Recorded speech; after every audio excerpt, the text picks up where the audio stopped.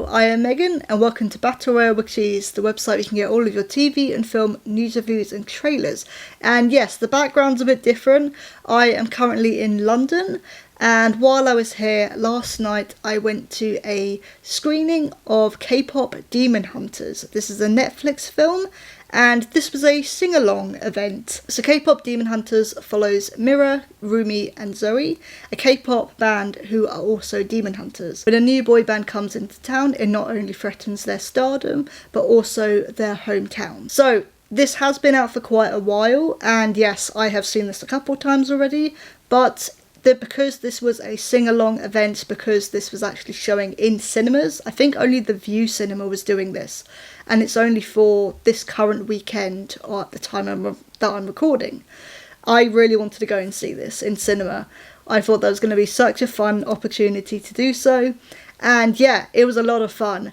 But because this has been out for quite a while, I'm just going to go into some really basic vague stuff, but just a warning, I might talk about spoilers in this film.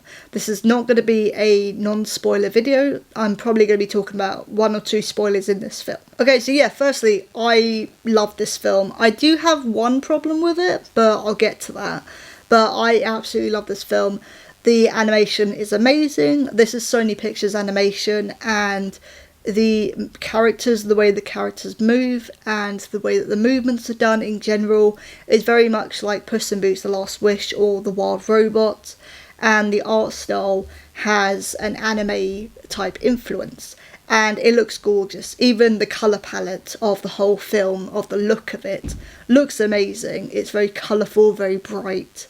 Even when it gets to the demon world, even the demon world is quite colourful, which I really like. It was a theme that carried on throughout the film. I also like how the girls are actually animated themselves. There's a lot of exaggerated expressions, a lot of exaggerated movements, which I really like. And especially this type of animation style allows for that too.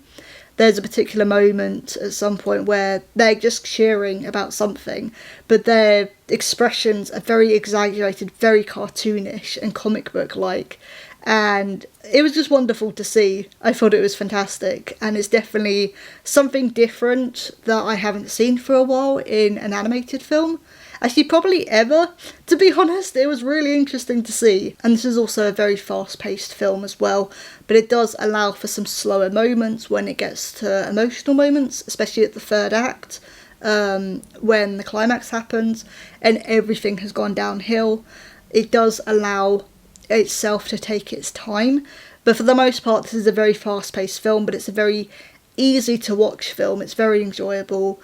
You can kind of go into this not knowing anything about demons, about K-pop, that kind of thing. It's very accessible, and I thought the pacing itself was fantastic. And yeah, the faster paced scenes are like the gigs, the battle scenes. They zoom by, but they don't feel rushed. It actually gives you time to look at what's going on, to take in what's happening as well, which can be difficult to do. It can be a tricky thing to get right, but this definitely got it right. But with this being about K-pop, with the Saja Boys, who is the boy band, with Hunter X, who's the girl band, this is a musical. There are songs in this. I'll also talk about this in another point in a minute, but this is a musical. It does have songs, not many, but I felt most of them were memorable and catchy. There's one specific one near the end that I thought, I don't actually remember. Each time I watch it, I keep forgetting it's there. It's not that memorable, but I thought the rest of the songs, Soda Pop, Golden, they're all very catchy and very memorable. Even Takedown is really catchy as well, and I really, really like it. But they all sound different, and that's what makes each one stand out and actually memorable. It's not just the same pop-like beat. They each stand out, but they're all each important. There's a reason that these girls have been chosen to be demon hunters, and this is what I also really liked. The way that they defeat demons is through song, is through voice and through music, and I thought that side of things was really beautiful as well. And the imagery of the waveforms covering the area that they live in to protect the city from demons through their voice and their music it was just wonderful to see, and it's a very unique idea and concept. But it does also have a message of accepting who you are no matter what, and loving yourself as well. So I talked about, I was going to say spoilers, this is a spoiler that I'm going to talk about, but Rumi is also a demon. So she is hiding from the other girls that she is a demon, and the way that they've portrayed the demons, or particular demons in this film, is really interesting. You've got the purple scars and lines coming up across their body and their face, which is really, really cool. It's very striking. But she definitely has to learn to be okay with who she is. Their mentor is constantly saying, oh, you have to like hide yourself and cover up your patterns. They're called patterns in this film. You have to cover up your patterns. And there's one point where she can't even look at Rumi, and because she's so afraid or disappointed in who Rumi is, and Rumi's going, you can't even look at me, but I have to accept that this is who I am, this is a part of me.